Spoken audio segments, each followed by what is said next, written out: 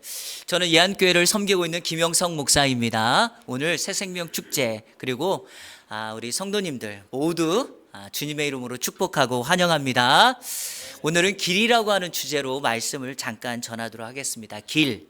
세상의 모든 영역에는 정해진 길이 있습니다. 대표적으로 눈에 보이지는 않지만 바다에도 길이 있고 하늘에도 길이 있습니다. 우리 사진 하나 잠깐 한번 볼까요? 어제 토요일 8일 오전 10시 기준으로 전 세계를 날고 있는 비행기들입니다. 근데 여러분, 이 비행기가 정말 셀 수 없을 정도로 많은 비행기가 하늘을 날고 있는데 서로 부딪히지 않고 사고가 나지 않습니다. 그 이유가 무엇일까요? 자신의 정해진 길로 가기 때문입니다. 이 길에서 벗어나면 문제가 생기겠죠. 우리 인생에도 이 길이라고 하는, 이 정해진 길이라고 하는 이 말씀이 적용될 수 있습니다. 먼저 삶의 모든 영역에는 길이 있습니다. 우리는 이것을 규칙 또는 법이라고 부릅니다. 이 규칙, 법이라고 하는 기준에서 길에서 벗어나면 문제가 발생합니다. 때로는 죄를 짓게 되어 있어요. 그래서 그 결과로 어떤 사람은 범칙금, 벌금을 내기도 하고 심지어는 그 경중에 따라서 어떤 사람은 감옥에 수감되기도 합니다. 그런데 이거보다 더 중요한 것은 인생에도 모든 사람에게 예외될 수 없는 길이 있다는 것입니다. 우리는 이것을 이렇게 부르죠. 운명이다, 운명. 이 운명이라는 말을 사전에서 찾으면 이렇게 되어 있습니다. 인간을 포함한 우주의 일체를 지배한다고 생각되는 초인간적인 힘. 이해가 되십니까? 이해하기 어려워요. 그런데 이것을 세 단어로 딱 정의할 수 있습니다. 운명, 이것은 탄생, 성장, 죽음이라는 말로 운명을 정의 내릴 수 있습니다. 사람은 모두 다 이 땅에서 태어납니다. 그리고 성장하죠. 유아기부터 노년기까지 성장합니다. 그 과정 속에서 희로애락을 반복하며 경험하게 됩니다. 그리고 이후에 이 세상의 삶을 마감하는 죽음에 이르게 됩니다. 이것은 인간이 거부할 수 없기에 운명이라고 부르기도 하고 모든 인생은 반드시 이 운명의 길을 걸어가야 합니다. 여기서 여러분들께 한 가지 드리고 싶은 말씀은 사람들이 태어날 때는 다르게 태어날 수 있어요. 예컨대 부자, 빈자, 또 국적, 인종 다양하게 태어날 수 있지만 사람의 인생의 마지막, 즉 죽음의 길에는 모두가 한 줌의 흙으로 돌아가게 된다라고 하는 사실입니다. 이 죽음을 거부할 수 없습니다. 사람은 반드시 죽습니다. 요즘 현대 과학, 의학 기술이 발달되었고 약이 정말 좋아지고 있어서 병을 치료하고 사람의 생명을 조금 더 연장할 수는 있겠지만 죽음을 거부할 수는 없습니다. 그래서 예로부터 우리 동양적인 사고에서는 이런 말을 많이 썼어요. 인명이 제천이다. 인명이 제천이다. 무슨 뜻이죠? 사람의 생명은 하늘에 달려있다. 이렇게 말을 한 거예요. 여기 계신 여러분들 인명이 제천이라는 말 동의하십니까? 예, 처음 오신 분들도 혹시 동의하시나요? 예, 사람의 생명은 어디에 있다? 하늘에 달려있다라는 거예요. 그러면 이 하늘이 뭘까요 도대체? 우리의 인생이 하늘의 뜻에 달려있다면 여기서 말하는 하늘의 뜻이 무엇이냐? 여러 다양한 해답을 제시할 수 있지만 우리 기독교에서는 이 해답을 하나님에게서 찾습니다. 하나님만이 인간의 생명을 주관하시고 인간에게 가장 잘 살 수 있는 길을 제시해 줍니다. 그 길이 바로 뭐냐? 바로 예수님이라는 거예요. 오늘 우리가 성경 본문으로 읽었던 요한복음 14장 6절에 보면 이렇게 말씀합니다. 예수께서 이르시되 내가 곧 길이요 진리요 생명이니 나로 말미암지 않고는 아버지께로 올 자가 없다. 여러분, 어떤 교만하고 거만한 사람이 이런 말을 할 수가 있겠습니까? 예수님만이 이 말씀을 하실 수 있고 하나님의 아들만이 이 말씀을 하실 수 있죠. 제가 좀 여러분에게 설득하고 여러분에게 설명해 보겠습니다. 왜 예수님은 이런 말씀을 하셨을까? 이유가 있다는 것입니다. 원래 하나님과 사람은 친밀한 관계를 형성하며 살았습니다. 어떤 분리, 단절, 그리고 불평이나 원망이 없었습니다. 그런데 사람이 하나님께 범죄하는 순간 사람과 인간 사이에 커다란 간격, 분리, 단절이 생기게 되죠. 자, 여러분 쉽게 설명해 드리겠습니다. 자, 사진을 한번 볼까요? 원래 사람과 인간은 간격이 없었어요. 분리가 없었어요. 그래서 쉽게 왔다 갔다 할 수 있었는데 중간에 죄를 지음으로 말미암아 하나님과 인간 사이에 커다란 간격이 생겼습니다.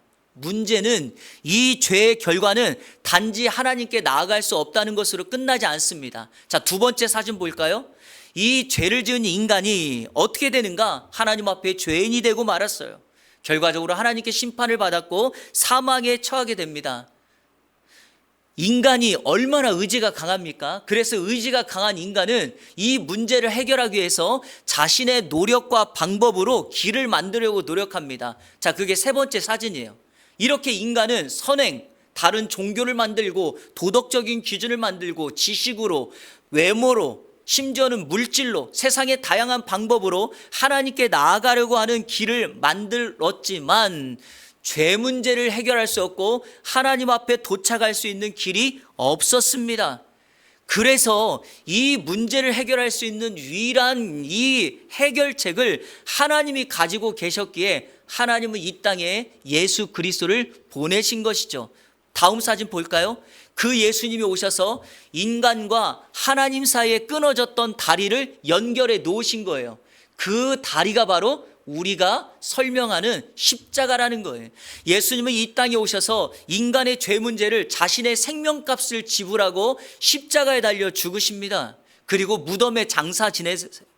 그런데 여러분, 여기까지만 모든 사건이 끝난다면 예수님과, 즉 기독교와 타 종교는 별반 다르지 않습니다. 하지만 예수님은 무덤 속에 3일 계시다가 이 죽음의 권세를 깨고 다시 살아나십니다. 생명의 주님이 되십니다. 그래서 기독교가 능력이 있고 하나님이 열어놓으신 이 길, 예수 그리스도만이 우리 인간을 하나님께 인도할 수 있는 유일한 해결책이 된다라는 것입니다. 여러분, 이 예수님을 믿고 따르면 그래서 사람은 구원을 받아 하나님께 나아갈 수 있습니다. 어떻게 하면 되는가? 성경 구절을 하나 여러분에게 소개해 드릴게요. 요한복음 5장 24절입니다. 괜찮으시면 우리 이 성경 구절을 같이 한번 읽겠습니다. 다 같이 시작. 내가 진실로 진실로 너희에게 이르노니 내 말을 듣고 또 나 보내신 이를 믿는 자는 영생을 얻었고 심판에 이르지 아니하나니 사망에서 생명으로 옮겼느니라. 아멘. 사진 한번 볼까요? 다음 사진.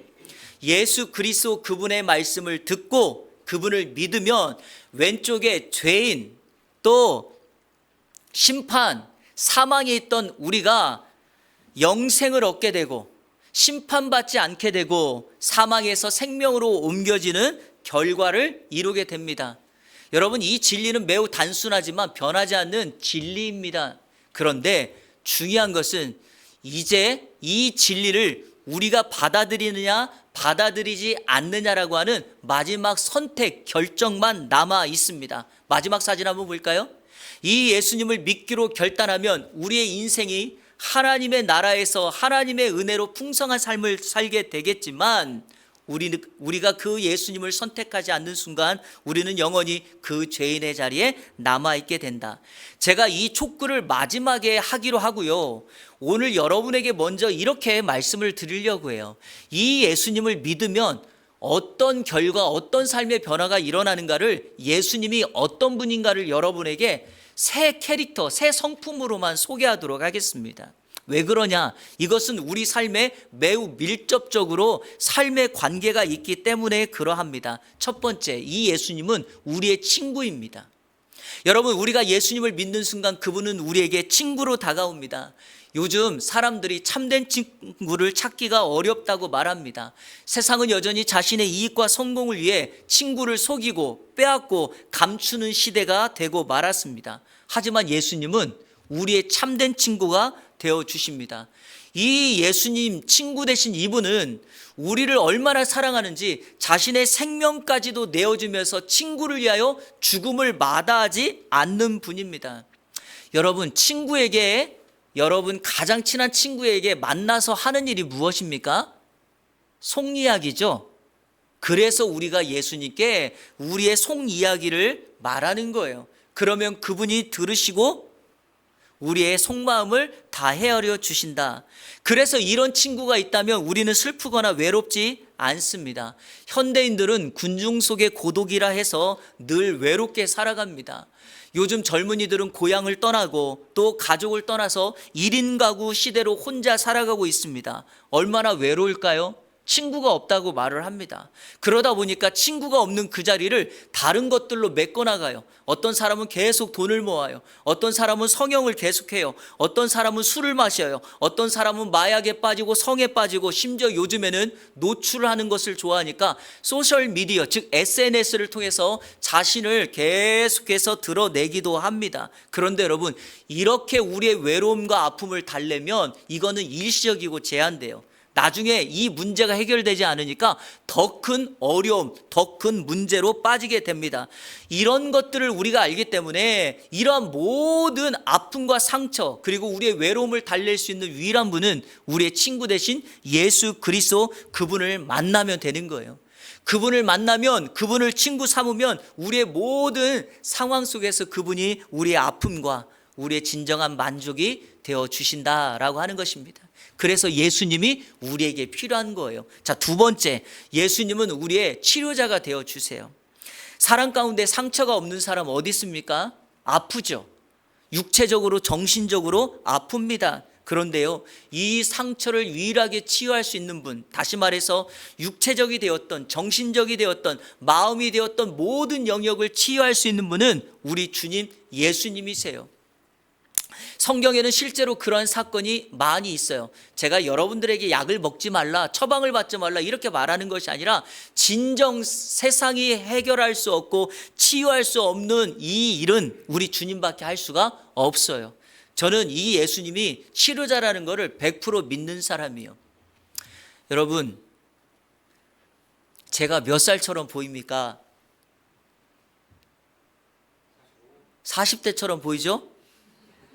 50대를 살아갑니다.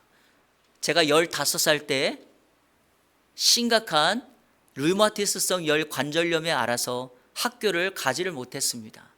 마른 막대기처럼 누워 있었어요.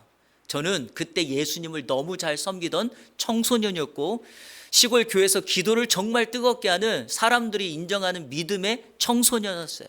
그랬던 제가 이렇게 병이 걸려 교회도 가지 못하고 학교도 가지 못하는 처량한 신세가 되었어요. 그때 제 옆에서 저희 할머니가 늘 저에게 해주셨던 말씀이 이런 거였어요. 너는 하나님께서 크게 쓰시려고 하니까 지금 이것은 연단이고 고통이야. 하나님께 치료해달라고 기도해. 그리고 너의 인생을 하나님께 맡겨. 그러면 하나님이 치료해 주실 거야. 저는 그것을 그때 믿었어요. 그리고 그때부터 하나님께 기도했어요. 저 지금 멀쩡합니다. 대신에 군대를 면제받았고 이렇게 살아가지만 하나님의 치유를 저는 믿습니다. 저보다 9살이 많은 저희 형님, 지금 60이 가까이 되셨는데 천국에 계세요. 제가 9살 때, 저희 형님 15살 때 백혈병으로 먼저 천국에 가셨어요. 여러분, 어떤 병은 이렇게 치유받을 수 없고, 아니 어떤 병으로 인하여 아픔과 고통을 당하다가 우리는 삶을 마감할 수 있어요. 결국에 우리는 언젠가는 죽는데 그러한 아픔과 상처와 질병을 치유할 수 있는 분은 우리 주님이세요. 그래서 우리 인생에 지금 여러분이 가지고 있는 아픔과 상처를 그분께 맡기면 그분이 반드시 치유하시고 해결해 주시리라고 믿습니다. 왜냐? 그분이 우리의 형편을 잘 아시기 때문에. 그래서 세 번째, 예수님은 우리의 돕는 자가 되는 거예요. 헬퍼가 되어 주십니다. 여러분, 혹시 도움 필요하십니까 지금? 도움 필요하지 않은 사람이 누가 있겠어요? 예수님이 우리의 형편을 가장 잘 아세요. 그래서 성경 마태복음 10장 30절에서는 이런 말씀이 있습니다. 너희에게는 머리털까지 세신 바 되었다. 이게 무슨 뜻이냐? 하나님은 인간의 모든 형편과 상황을 다 알고 계신 분이에요. 외로움, 고독, 그리고 상처, 그리고 필요, 가정의 문제, 회사의 문제, 인생에 나아갈 목표와 삶의 모든 영역, 우리 주님께서 알고 계세요. 그분의 인생길을 향하여 그분을 만나면 그분이 우리의 이 필요를 채우시고 도와주십니다. 하나님의 도움의 최고봉이 바로 뭘까? 한번 생각해 보면 그것은 당연히 우리가 해결할 수 없는 죄 문제를 해결하신 예수 그리스도를 이 땅에 보내신 거예요. 그래서 우리가 그 예수님을 붙잡고 도움을 구하면 그 예수님을 의지하여 우리는 여전히 사망의 자리가 아니라 생명의 자리로 하나님의 구원을 선물로 받는 은혜의 역사가 있게 될 것입니다. 오늘 여기 교회 처음 나오신 분들, 가족을 따라오고 친구를 따라오신 분들, 여러분들을 위해서 저희가 기도 많이 했습니다. 우리 성도님들이 작정한 그 카드를 제가 제 책상에 이렇게 묶어놓고 올려놓고 제가 그에다 손을 이렇게 딱 얹어놓고, 물론 그 작정하신 33분이 오늘 다 온 것은 아니지만 제가 손을 딱 올려놓고, 하나님, 눈물로 이렇게 기도하는 우리 사랑하는 가족들, 성도들 그 기도 들으셔서 오늘 11월 9일 날 꼭 오게 해주세요, 이렇게 기도했습니다. 여러분, 그 기도가 하나님께 상달되면 강력한 응답의 역사가 일어납니다. 그 응답의 역사가 무엇일까요? 오늘 여러분의 선택에 달려 있습니다. 예수 그리스도를 친구로 삼으세요. 예수 그리스도를 여러분의 치료자로 삼으세요. 예수 그리스도를 여러분의 돕는 자로 삼으세요. 방법은 딱 하나예요. 그분 때문에 내가 살 수 있다는 믿음의 고백을 하시면 돼요. 어떻게? 그분이 나의 죄를 위하여 죽으셨다라고 하는 분명한 사실을 마음으로 믿고 입으로 고백하면 됩니다. 사랑하는 여러분, 그렇게 하십시오. 혹시 여기 가운데 여기 오신 분들 중에서 혹시 그렇게 하기를 원하시는 분들이나 우리 성도님들 다시 한번 마음을 새롭게 하기 원하시는 분들은 제가 여러분에게 쉽게 결단할 수 있는 방법을 알려드리겠습니다. 그냥 하시면 어려우니까 저를 한번 따라해 보십시오. 저를 한번 따라해 보세요. 하나님, 저는 죄인임을 시인합니다. 예수님께서 저를 사랑하셔서 저의 죄를 대신 지고 십자가에 못 박혀 죽으시고 부활하신 사실을 믿고 감사합니다. 이제 예수님을 저의 구세주와 주인으로 믿고 제 마음에 모셔드립니다. 제 마음에 들어오셔서 제 삶을 인도해 주옵소서. 예수님의 이름으로 기도합니다. 아멘. 마지막 한 스토리를 여러분에게 소개하고 설교를 마치도록 하겠습니다. 1900년대 초에 실제 미국에서 있었던 이야기를 가이드 포스트의 한 기자가 그것을 노란 손수건이라고 하는 제목을 달아서 기재한 기사입니다. 이 부제가 바로 고잉 홈이에요. 고잉 홈. 집으로 돌아가자. 정확하게 제가 이렇게 표현하기를 원합니다. 집으로 가는 길. 여러분의 이해를 돕고 이것을 제가 있는 기사 그대로 여러분에게 소개하기 위해서 제가 있는 글을 그대로 발췌해서 읽도록 하겠습니다. 뉴욕 버스 정류장은 매우 붐볐다. 생기발랄한 젊은 남녀들이 버스에 올라탔다. 플로리다 해변으로 가는 버스였다. 그들은 여행의 기분에 취해 떠들고 웃다가 문득 그들 앞자리에 한 사내가 돌부처처럼 앉아있는 곳에 시선이 모였다. 무거운 침묵, 수염이 덥수룩한 표정 없는 얼굴. 젊은이들은 예사롭지 않은 그 사내에게 관심을 갖기 시작하며 말을 걸었지만 사내는 애써 잠을 청하려는 듯 등을 뒤로 기댔다. 주위의 관심은 높아졌고 결국 사내는 굳게 닫혀있던 입을 열고 자신의 이야기를 꺼내기 시작했다. 그의 이름은 빙고. 지난 4년 동안 뉴욕의 교도소에서 징역살이를 하고 이제 석방되어 집으로 돌아가는 길이라고 했다. 그가 이렇게 말합니다. 감옥에 있는 동안 아내에게 편지를 보냈소. 나는 부끄러운 죄를 짓고 오랜 시간 집에 돌아갈 수 없으니 만약 나를 기다릴 수 없다고 생각되거나 혼자 사는 것이 고생이 된다고 생각되거든 나를 잊어달라고 했소.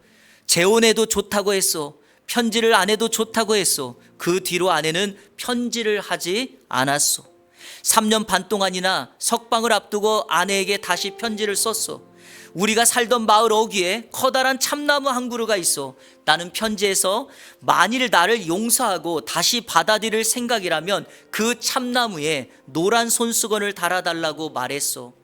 만일 아내가 재혼을 했거나 나를 받아들일 생각이 없다면, 그래서 손수건을 달아놓지 않으면 나는 그냥 버스를 타고 지나가겠소. 그의 얼굴이 이렇게 굳어져 있는 것은 거의 4년이나 소식이 끊긴 아내가 자기를 받아줄 것인가 하는 불안감 때문이었다. 이 이야기를 들은 여자는 물론이고 그녀의 일행들도 이제 잠시 뒤에 전개될 광경에 대해 궁금해하며 가슴을 조이게 되었다. 이야기는 다른 승객에게도 전해져 버스 안은 설레임과 긴장감으로 가득 찼다. 빙고는 흥분한 표정을 보이거나 창밖을 내다보거나 하지 않았다. 하지만 그의 굳어진 얼굴에서 깊은 긴장감을 느낄 수 있었다. 마치 그는 이제 곧 눈앞에 나타날 실망의 순간을 대비하여 마음속으로 각오를 단단히 하고 있는 것처럼 보였다. 마을과의 거리는 점점 가까워졌다. 20마일, 15마일, 10마일. 물을 끼얹은 듯 버스 안은 정적이 감돌았다. 자동차의 엔진 소리만이 꿈결에서처럼 아슬하게 일정한 리듬으로 고막을 두드리고 있었다. 승객들을 모두들 창가로 몰려가 숨을 죽이고 기다렸다. 드디어 버스가 마을을 향해 산모퉁이를 돌았다. 바로 그때 와 하는 젊은이들의 함성이 일제히 터져나왔다. 버스 승객들은 너나 할 것 없이 자리를 박차고 일어나 소리쳤고 눈물을 흘리며 서로 얼싸안았다. 참나무는 온통 노란 손수건으로 뒤덮여 있었다. 20개, 30개가 아닌 100개가 넘는 노란 손수건이 물결치고 있었다. 혹시라도 남편이 손수건을 보지 못하고 그냥 지나칠까봐 아내는 아이들과 함께 참나무를 온통 노란 손수건으로 장식해 놓은 것이었다. 사랑하는 여러분, 참나무에 노란 손수건을 달아놓고 기다리고 있는 이 아내와 가족은 오늘 저와 여러분을 기다리고 있는 하나님 아버지입니다. 하나님이 여러분을 기다리고 계셨어요. 하나님이 여러분의 가족들을 위해서 그 가족들이 기도하며 사랑하는 우리 어머니, 아버지, 사랑하는 내 친구가 돌아오기를 기다리고 있어요. 그분의 뻗은 손을 붙잡으십시오. 그러면 어느 누구도 사망의 자리가 아니라 생명의 자리에 앉아 우리가 아버지로 삼고 있는 그분과 함께 영원한 천국에서 우리의 삶을 살게 될 것입니다. 오늘 그 노란 손수건의 주인공이 바로 여러분이 되기를 축복하면서 제가 여러분을 위해서 축복 기도하도록 하겠습니다. 기도하겠습니다.